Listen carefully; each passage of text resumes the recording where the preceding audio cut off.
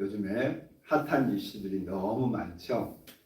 학폭으로 인하여서 낙마를 한 고위직이 있었습니다. 근데 아들의 학폭 사건이 조명되기보다는 그 학폭 사건을 처리하는 과정, 학폭 사건이 발생을 하고 그것이 법적으로 처리되는 그 과정의 문제 때문에 더 크게 부각이 되었습니다. 그런데 이 학폭 사건보다 더 충격적인 것이 바로 이단 사이비 교주의 성폭행 사건이었습니다. 잘 알다시피 시작은 1980년대 서울대와 연고대와 이대를 중심으로 한 이 JMS라고 하는 단체가 시작되었습니다. 저도 그 단체하고의 관계를 초기에 한 번 정도 가본 적이 있습니다. 그 당시 때 대단한 대학생들 안에 그런 모임이었습니다. 그리고 그것이 40년이 지나서 오늘에야 실체가 밝혀지고 있습니다. 놀라운 것은 MBC PD가 MBC에서 이것을 방영한 게 아니라 넷플릭스에서 했다는 거예요. 근데 그 이유가 뭐냐면은 취재를 나가게 되면 어느덧 정보가 새가지고 미리 사람들이 와 있더라는 거예요. 그래서 아무도 믿을 수가 없더라는 겁니다. 그만큼 그들이 엄청난 이 금권과 또 이 권력을 가지고서 암암리에 이 사회의 이 영향력을 끼치고 있더라는 겁니다. 그래서 잘 알다시피 15년 전에도 처벌받아서 10년형을 살고 나왔는데 또 그 짓을 하다가 문제가 된 것입니다. 우리 사회는 이 JMS보다 더 훨씬 거대한 이단 사회들이 많습니다.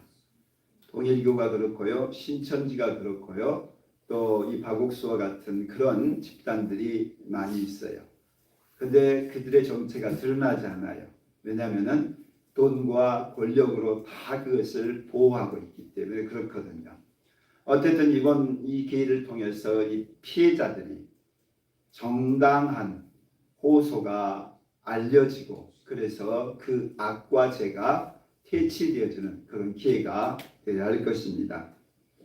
거짓과 악이란 어느 때인가 반드시 들춰나고 심판을 받게 되어 있습니다.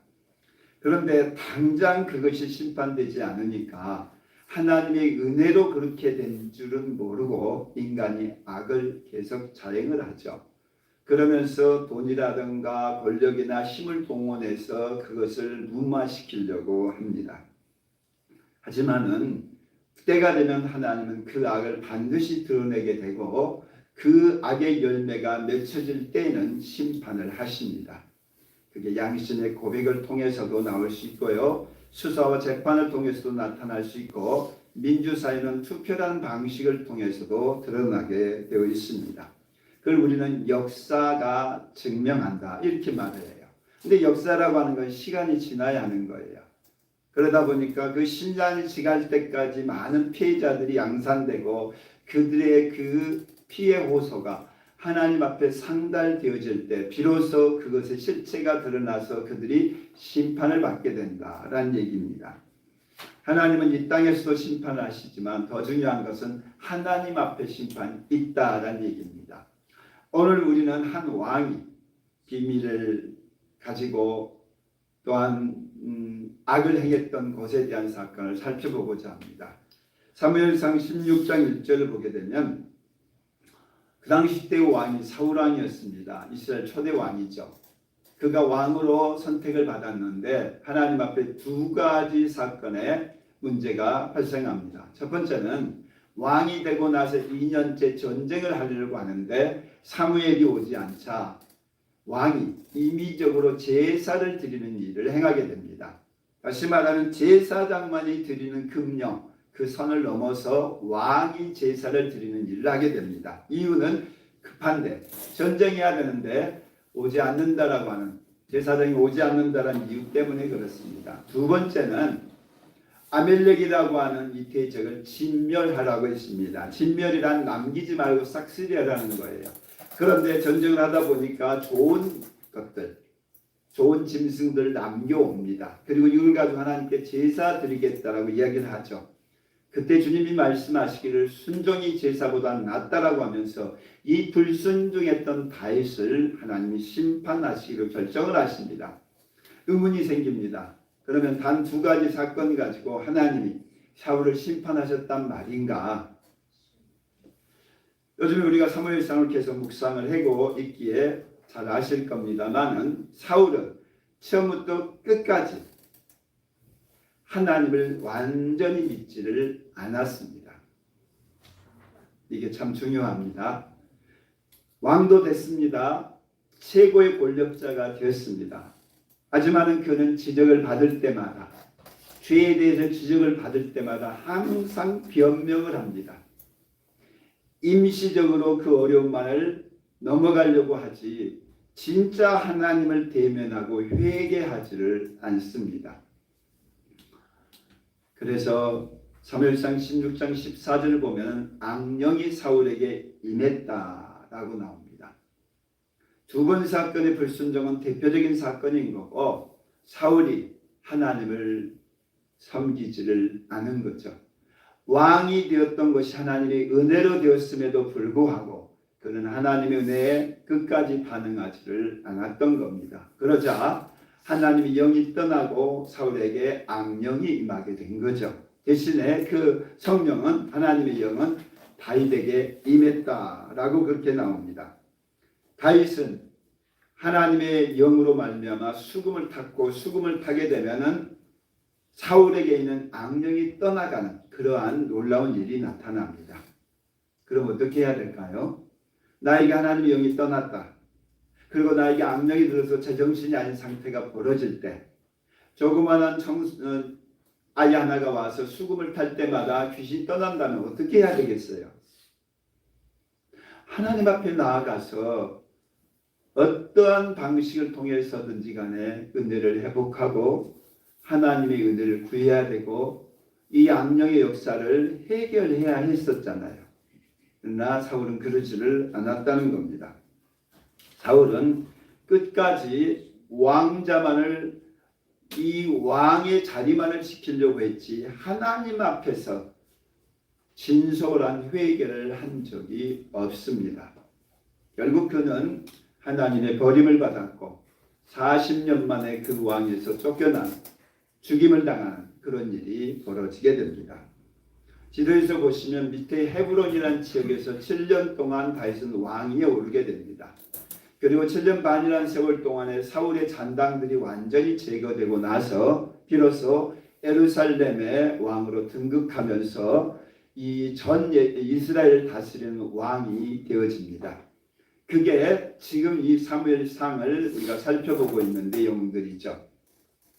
다윗은 40년간 왕위에 있었고 하나님의 마음에 합한 왕이다. 이렇게 기록이 됩니다. 사울은 초대 왕으로 하나님이 선택했지만 그가 하나님을 떠난 즉 하나님이 후회하셨다라고 합니다. 그러나 다윗은 하나님의 마음에 합한 왕이었고 그래서 하나님이 그를 선택해서 기름을 부으셔서 왕으로 삼았던 사람, 이게 다윗입니다.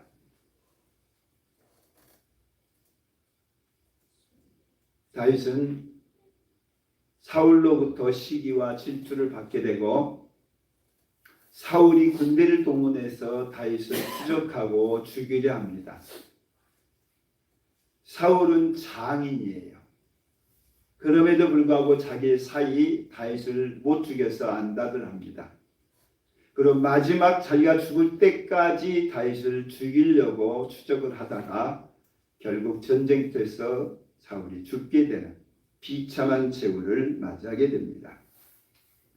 하나님이 왜 다윗에게 그러한 어려운 과정을 겪게 하셨을까라는 거죠. 다윗은 장인 사울로부터 시기 질투를 받고 도망자의 신분으로 오늘 아침 보면 보셨을지 모르겠지만 미친 짓을 해가면서까지 생명을 유지해야만 하는 인생의 가장 밑바닥까지 떨어지게 됩니다. 그가 자신의 힘으로 살아보려고 블레셋에 내려갔다가 거기에서 미친 짓을 해가면서 그가 거기에서 간신히 살아나오는 장면이 사무엘상 21장의 말씀입니다. 우리는 이런 질문을 해볼 수 있습니다. 도대체 사울왕은 버림받고 다윗은 선택을 받았는데, 조금 있다가 살펴보면 알지만 다윗도 동일하게 죄를 짓습니다. 죄를 짓는 것은 동일한데 사울은 어떻게 버림을 당하고 다윗은 어떻게 선택을 받았냐라고 하는 것입니다. 이 두 사람의 차이, 둘 다 왕이었어요. 하나님이 세우신 사람들이에요. 하나님이 기름을 부으신 여호와의 영이 함께한 사람들이었단 말이죠. 그런데 하나는 여호와의 영이 떠나서 악령이 임해서 비참한 최후를 맞이하는 사울의 일생이 되었는데, 동일하게 죄를 지었던 다윗은 더 큰 죄를 지었음에도 불구하고 용서받고 계속 왕위에 있을 수 있었다라는 거죠. 그 결정적인 차이, 그것을 저는 하나님을 경외함의 차이다라고 봅니다. 사울은 하나님을 경외한 적이 없어요. 사울은 하나님을 이용하려고만 했어요. 자기가 필요할 때 하나님의 도움을 요청했죠. 자기가 어려움을 처할 때 임시방통으로 하나님의 도움만을 요청했던 사람이었어요. 자기였어요. 처음부터 끝까지 사울은 자기, 왕이라고 하는 자기만을 지키려고 했다는 거예요. 하나님 앞에 자기를 내려놓고 하나님을 진정한 왕으로 섬겨본 적이 없어요. 다윗은 그러지 않았습니다. 다윗은 왕이 될 수 없는 사람임에도 왕이 되게 하신 하나님 앞에서 늘 항상 감사하는 사람이었죠. 하나님의 은혜가 없으면 자기는 왕이 될 수 없음을 알고 있었습니다. 그리고 왕이 되어서 그가 범죄했을 때라도 하나님의 은혜가 떨어지면 자기는 죽는다 생각을 했기에 시편 51편을 보면 얼마나 그가 하나님 앞에 절절하게 회개하는지를 모릅니다. 결국 하나님을 두려워했던 다윗은 죄를 지었음에도 불구하고 회개할 수 있는 사람이 되었지만은, 하나님을 경외치 않았던 이 사울은 임시방통으로 그 상황만을 모면하고 넘어갔던 것의 차이가 하나님으로부터 쓰임을 받는가 하나님도 버림받는가의 차이다라고 볼 수 있겠습니다. 왕이 되었던 이 다윗이 우리아의 아내를 간음한 사건이 벌어집니다. 자, 사무엘하 11장 2절 한번 읽어볼까요? 그렇게 다윗이 그의 침상에서 일어나 왕궁상에서 문하다가. 아멘. 사무엘하 11장 1절을 보게 되면 전쟁할 때 군대들은 모압 땅에 가서 전쟁을 하고 있는 상황이었습니다.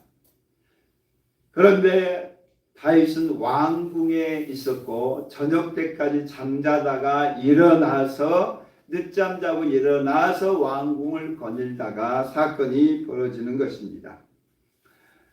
왕이 되기 전에 다윗은 늘 깨어있는 사람이었습니다. 하나님의 은혜가 오시면 살 수 없는, 하나님을 두려워하고 하나님을 친밀히 섬길 수 있는, 하나님을 경외하는 사람이었습니다. 그랬던 그가 왕이 되고 나서 변질하기 시작합니다. 왕이 되자, 그가 정상의 자리에 오르게 되자 그는 더 이상 예전같이 기도하지 않았습니다. 예전처럼 하나님을 찾지 않았습니다. 예전처럼 하나님 앞에 겸손하지 않았습니다. 그리고 태만하고 안일해지고 나태해지고 게을러지고 교만해졌습니다. 그것이 바로 11장 2절에 나오는 저녁 때에 다윗이 그의 침상에서 일어나, 이 표현에서 보여주는 것입니다.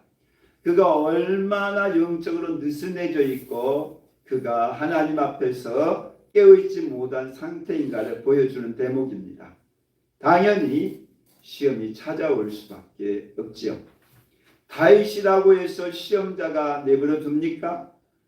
아담에게도 시험을 했고 예수님에게마저도 시험을 했었던 시험하는 자가 다윗을 내버려 두겠어요? 결코 내버려 두지 않습니다. 그렇다면 우리 또한 예가 아닌 것이죠. 11장 4절에 다윗이 전령을 보내어 그 여자를 자기애로 데려오게 하매, 11장 3절을 보게 되면 목욕하고 있는 여인 하나를 바라보게 되는데 심히 아름다웠다, 이런 표현이 있습니다. 심히 아름다웠다 이 표현은 뭐겠어요? 그것을 주목해서 봤고 그것을 집중해서 보았기 때문에 그러한 미혹이 되었다 이 뜻 아니겠어요? 스쳐 지나가다가 본 게 아니라는 겁니다. 하와가 선악과를 쳐다본즉 오함직하고 먹음직하고 거기에 탐스러웠다라고 했었던 것과 똑같은 겁니다. 그냥 지나가면서 봤던 게 아니었습니다. 그것에 꽂혀서 그걸 바라보고 있는 그것이 바로 하와의 선악과이자 다윗의 간음 사건인 것입니다. 예수님은 그러기에 마음속에 간음을 하면, 마음속에 음욕을 품으면 그게 간음이다 라고 하셨어요. 마음속에 품는 생각은 행동으로 나타날 수밖에 없다라는 얘기죠. 결국 다윗은 전령을 보내서 그 여자를 데려오게 합니다.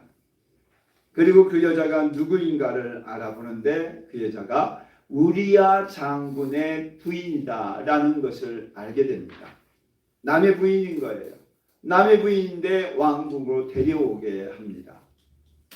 그리고서는 두 사람은 하룻밤을 지내게 되는데 놀라운 것은 그 하룻밤에 그 여인이 임신을 하고 맙니다. 그러자 임신을 했으니까 남편이 없는 상태에 임신했으니까 밝혀질 수밖에 없는 것 아니겠어요? 부랴부랴 전쟁터에 있는 남편을 오라고 합니다. 그래서 술을 잔뜩 먹이고 나서 집으로 돌려보냈는데 이 충성스러운 우리아가 부하들은 전쟁터에서 전쟁하고 죽어가는데 어찌 내가 집에 가겠느냐 해서 가지를 않아요. 이틀씩이나 그렇게 가지를 않으니까 그 방법으로는 안 되겠다 싶어가지고 편지를 써가지고 전쟁터 최일선으로 몰아가지고 그만 전쟁터에서 죽도록 만들어버립니다. 권력이 이렇게 무섭습니다. 자신의 죄를 은폐하기 위해서 권력을 동원해서 사람을 죽이는 것을 밥 먹듯이 하는 것입니다. 다윗도 마찬가지였다라는 얘기입니다. 우리아가 죽자 우리아가 죽었던 것 때문에 우리아의 아내가 장례를 마치고 이제 기한이 끝나자 다윗이 그를 자기의 부인으로 맞아들였다라고 하는 거예요. 합법적으로 만들어버린 겁니다. 그리고 태어난 아기는 결혼한 이 우리아의 아내, 나중에는 다윗의 아내가 됐겠죠. 그러니까 거기서 태어난 아들이 전혀 문제가 없는 그런 상태로 만들었다라는 얘기입니다. 이것이 왕들이 하는 짓이에요. 부자들이 하는 일이에요. 오늘날 우리 사회에 은밀하게 벌어지고 있는 이 추악한 죄악들이 다 이런 비슷한 문제들이에요. 그런데 왜 이 다윗에게서 문제가 되는 거예요? 사무엘하 12장 9절 한번 읽어보시기 바랍니다. 그러하는데 어찌하여 내가 여호와의 말씀을 없인 여기고 나의 악을 행하였느냐. 아멘. 여호와의 말씀을 업신여겼다. 여호와를 무시하고 여호와를 인정하지 않고 여호와에 대해서 의식하지 않고 여호와 앞에서 악을 행한 것을 나단 선지자가 와서 지적을 합니다. 아기가 태어나서 얼마 되지 않았을 때 와서 한 얘기입니다. 그러자 다윗이 범죄했다라고 죄를 고백을 하죠. 하나님은 업신여긴 것에 대한 벌, 그것을 말씀하시고 그것은 결국 그 가정에서 끊어지지 않습니다. 첫 번째, 칼이 네 집안에서 끊어지 않을 것이다. 재앙이 네 집안에서 계속되어질 것이다. 너는 은밀하게 간음했지만 네 부인들은 백주대낮에 사람들에게 그러한 일을 하게 될 것이다. 이 세 가지를 말씀을 하시고 이것이 이루어집니다. 다윗의 죄를 용서하셨지만 다윗에게 주는 벌은 그대로 남아 있게 되는 것이죠. 최고의 왕, 예수님의 모델 되는 사람, 왕 중의 왕, 가장 하나님 마음에 합한 사람 다윗. 그 다윗마저도 넘어지게 되었다라는 얘기예요. 1970년생으로 마산에서 태어난 이 황정민이라는 배우가 있습니다. 10년 세월 동안을 청군에서 무명으로 보냈습니다. 1년 월급이 300만 원으로 10년을 살았다고 합니다. 그야말로 밑바닥 생활을 하게 된 겁니다. 그가 2005년 청룡상을 수상했을 때 나무주연상으로 수상소감을 했던 내용입니다. 마음속에 갖고 있었지만 밖으로 표현하지 못했던 말이 있습니다 하면서 하나님께 제일 먼저 감사드립니다 라는 얘기를 한 다음에 한 얘기입니다. 솔직히 저는 사람들한테 그렇게 말을 해요. 일개 배우 라브랭이라고. 왜냐하면 60명 정도 되는 스태프들과 배우들이 이렇게 멋진 밥상을 차려놔요. 그러면 저는 그냥 맛있게 먹기만 하면 되는 거거든요. 근데 스포츠는 저한테만 다 받아요. 그게 너무 죄송스러워요. 제가 받은 이 트로피에 아마 발가락 몇 개만 따가면 저는 될 것 같아요. 스태프들한테 그리고 감독님한테는 너무너무 감사드려요. 이게 2005년의 수상 소감입니다. 그가 정상의 자리에 올랐다는 얘기고 최고의 나무주연상으로서의 그러한 트로피를 받은 자리였습니다. 그는 그 이후로도 더 한 분야에 전념했고 집중을 했고 그리고 그로부터 믿을 만한 배우, 천만 배우라는 타이틀을 얻게 된 것입니다. 초심을 잃지 않은 그 겸손함으로 지금도 정상을 달려가고 있다라는 얘기입니다. 많은 사람들은 초심을 잃어버립니다. 정상의 자리에 이르게 되면 과거 쪽의 세력을 잊어버립니다. 그리고서는 자기 자신이 그 자리에 오르는 것이냐, 하나님의 은혜가 없이 하나님의 도움 없이 되어진 양 착각을 합니다. 그리고서는 그 정상의 자리에서 추락을 하는 것. 그게 사울왕이었고 오늘 다윗왕이었다라고 하는 것이죠. 만약 여기서 끝났다라고 한다면은 세상 사람이나 예수 믿는 사람 별반 차이 없는 것이죠. 자, 그런데 사무엘하 12장 13절 볼까요? 나단이 다윗에게 말하되 여호와께서도 당신의 죄를 사하셨나니 당신이 죽지 아니하려니와. 아멘. 사울왕과 다윗왕의 차이가 있다고 그랬죠. 하나님을 경외함이라고 그랬죠. 그 경외함의 결과가 어떻게 나타납니까? 하나님의 존재를 알고 하나님의 두려움을 아는 다윗은 변명하지 않습니다. 당신이 죄인이고 당신이 악을 행했고 당신이 하나님을 없인 여겼습니다 라고 말을 할 때 변명하지 않습니다. 내가 죄지었습니다 라고 고백을 해요. 이것이 사울과의 결정적인 차이입니다. 사울은 진솔하게 회개해 본 적이 없습니다. 자기가 죄인이라고 그렇게 고백을 해본 적이 없다는 겁니다. 내가 잘못했을지라도 내 체면 생각해 달라고 그 3일을 붙잡고 늘어지는 한이 있다 할지라도 하나님 앞에서 정말 회개치 않았다는 겁니다. 그런데 다윗은 하나님 앞에 범죄했다고 변명하지 않고 납작 엎드립니다. 그러자 즉시 나단 선지자가 이렇게 말합니다. 여호와께서 당신의 죄를 사하셨다. 할렐루야. 할렐루야. 믿으시기 바랍니다. 하나님 앞에 어떠한 죄라도 우리가 진솔하고 정직하고 겸손하게 아뢰게 되면 용서를 받는다는 거예요. 어떤 죄도 마찬가지입니다. 그런데요, 여기서 끝나면 좋죠. 그러면 죄짓고 회개하고 죄짓고 회개하면 된다 생각하니까 끝나면 좋죠. 그런데 오늘날 기독교인들이 모르고 있는 것이 한 가지 있습니다. 사무엘하 12장 9절에 이렇게 말합니다. 어찌하여 내가 여호와의 말씀을 업신 여기고 나보기에 악을 행하였느냐 말씀을 하시는데요. 그때 세 가지. 하나님을 업신 여겼고 내 말을 거역하고 원수의 비방거리가 되었다라고 하시면서 말씀한 세 가지. 칼이 끊어지지 않을 것이고 너희 집안에 재앙이 일어날 것이고 백주 대낮에 이러한 사건이 벌어질 거라는 이 세 가지가 그대로 이루어집니다. 그래서 이 사건 이후로 사무엘하 12장 이후로 사울의 이 다윗의 가문들은 끊이지 않는 이 칼부림의 사건이 벌어지고 재앙이 벌어지고 심지어 압살롬에 의해서 다윗이 쫓겨나는, 그리고 후궁들이 이 백주 대낮에 부끄러움을 당하는 그런 일이 벌어집니다. 죄는 용서받습니다. 하지만 벌은 남아있어요. 아니, 죄는 용서받는다는데 벌이 남아있다는 이 뜻이 뭔가? 그것은 시내산에서 이스라엘 백성들이 모세 앞에 또 하나님 앞에 죄를 지었을 때도 동일합니다. 하나님은 죄를 사하시는 자지만 벌을 면제하지는 않는다라고 말씀을 하십니다. 무슨 뜻인가 하면은, 내가 살인죄를 저질렀어요. 내가 수많은 죄를 저질렀단 말이죠. 그러면 사회적인 벌을 받아야 해요.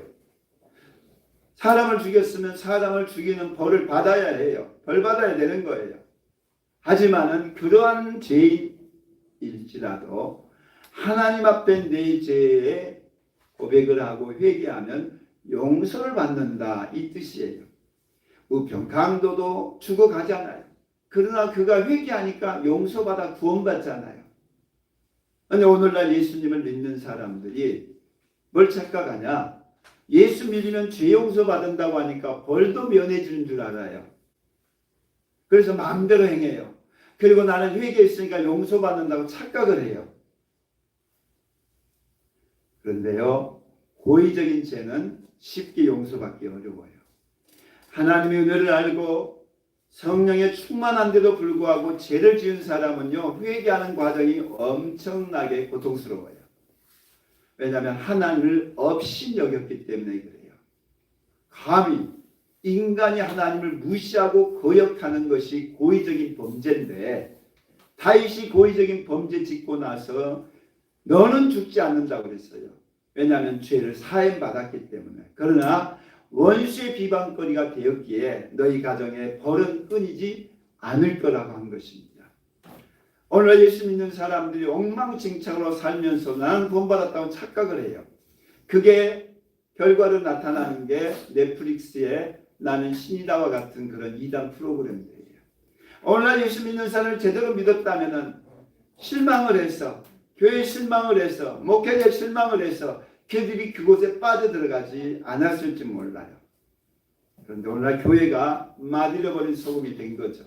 어디 가서 예수 믿는다라고 말을 할 수 없는 자기들만의 끼리끼리의 왕국을 가지고 세상에서는 전혀 맛을 내지 못한 교회가 되어지고 만 것이죠. 그런데요, 하나님은 내가 놀랍습니다.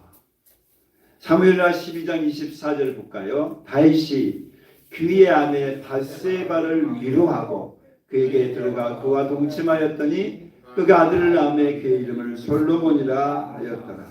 아멘. 그의 아내 바세바로 바뀝니다. 이전까지는 우리아의 아내였어요. 남의 아내였어요. 범죄한 자, 그 자체가 간음한 것이고, 간음한 것은 죽어야 될 죄죠. 그렇지만 이제는 하나님 용서하신 거예요. 그의 아내, 다윗의 아내로 바꿔주신 거예요. 그리고서 태어난 아들이 바로 솔로몬이라는 아들이에요. 첫 번째 아들은 금식하면서 살려달라고 예언하지만 8일 만에 죽습니다. 왜냐? 죄의 결과였기에. 그리고 죄에 대한 심판으로 마귀가 참수하는 자였기 때문에 죽습니다. 그런데 두 번째 태어난 아들, 바세바와 다윗 사이에 태어난 이 아들이 솔로몬이 되었고, 그 솔로몬을 통해서 왕위가 계승되더라 라고 하는 것이죠. 그래서 오늘 마태복음 1장 6절 같이 볼까요? 이새는 다윗 왕을 낳으니라. 다윗은 우리아의 아내에게서 솔로몬을 낳고, 자기 아내라고 하지 않잖아요. 우리아의 아내로 남겨둡니다. 분명히 사무엘 안에서는 자신의 아내로 바뀌어졌고 거기에서 솔로몬이 태어났던 것이라고 하지만은 마태복음 그렇지 않아요. 우리아의 아내로 남겨둡니다. 그의 부끄러웠던 행적, 그의 지난날에 수치스러웠던 것, 그러한 죄악된 것 그들을 남겨두셔요. 그럼에도 불구하고 하나님은 그 죄악을 회개했던 그를 통해서 솔로몬을 낳게 했다라는 은혜를 남겨두시는 거죠. 그리고 그 솔로몬의 후손 속에서 메시아가 태어나는 그러한 놀라운 기적을 베풀어 주시더라라고 하는 것입니다. 하나님의 역사가 참으로 놀랍습니다. 예수님의 족보 속에 4명의 여인을 살펴보았습니다.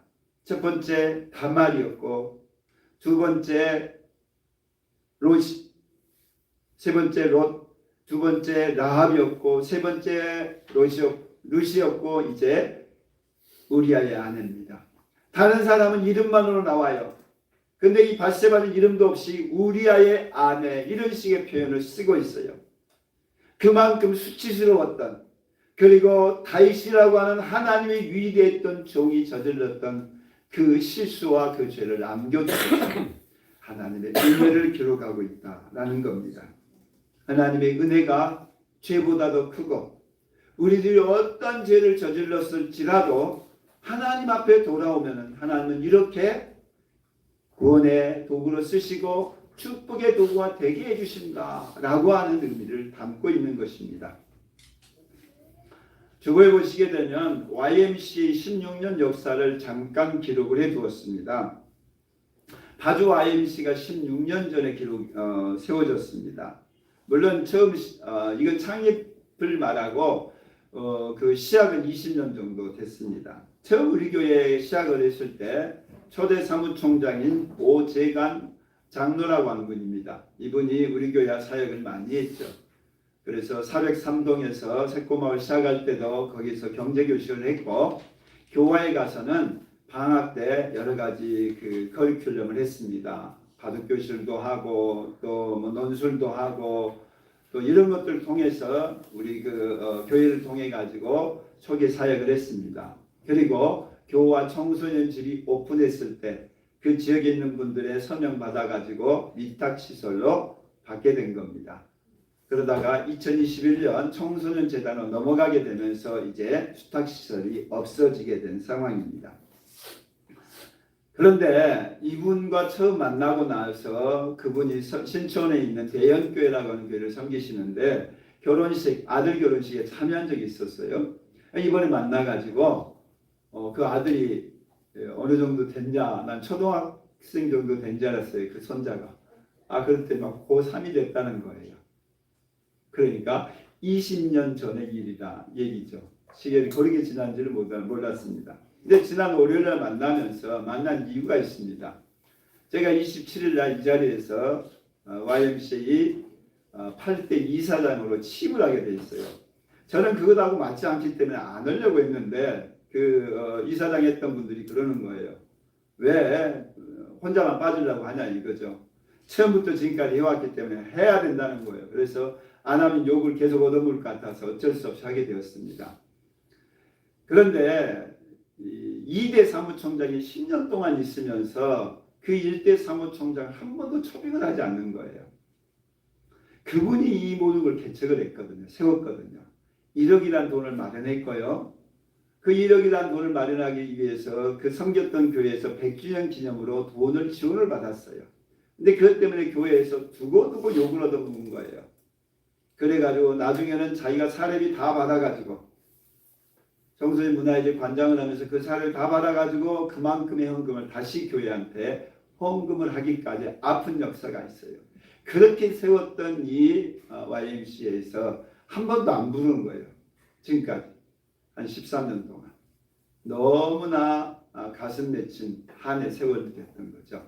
왜냐하면 이대 사무총장이 자기가 잘못한 게 있으니까 욕을 얻어먹을 것 같아서 안 해버린 거예요. 그래서 제가 이제 이사장이 되잖아요. 이제 그런 관계가 풀어져야 되겠다 싶어가지고 이번에 만남을 갖게 되었고 27일 오시면은 상패 드리고 또 감사의 전 시간을 갖도록 했습니다. 소통이 막히고 관계가 끊어지고 이런 아픈 역사가 진행되었던 지난 시간이었다라는 얘기입니다. 제가 이사장이 되어서도 이사장이라는 게 재정을 책임져야 될 위치잖아요. 우리 교회 때 작은 교회가 무슨 이사장을 할 수 있을까라고 생각이 들어지는데 어쨌든 하나님이 감당할 수 있도록 그렇게 기도를 해주셨으면 좋겠습니다. 끈떨어진 연 잘 아시죠? 아무리 연이 높이 날고 아무리 연이 크고 아무리 그 연이 화려한다 할지라도 끈떨어지면 끝나는 거예요.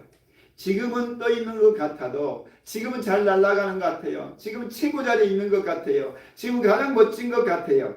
근데 끈떨어지면 끝나는 거예요. 아무리 화병의 꽃이 아름답다 할지라도 화병의 꽃은 때가 되면 시들고 말라서 없어지는 거예요. 그게 하나님의 은혜의 줄이에요. 하나님의 은혜라고 하는 걸 잃어버리면 제 아무리 왕이라 할지라도 끝난 거예요. 지금은 왕의 자리에 있으니까 잘 사는 것처럼 보이지만 때가 되면 망하는 거예요.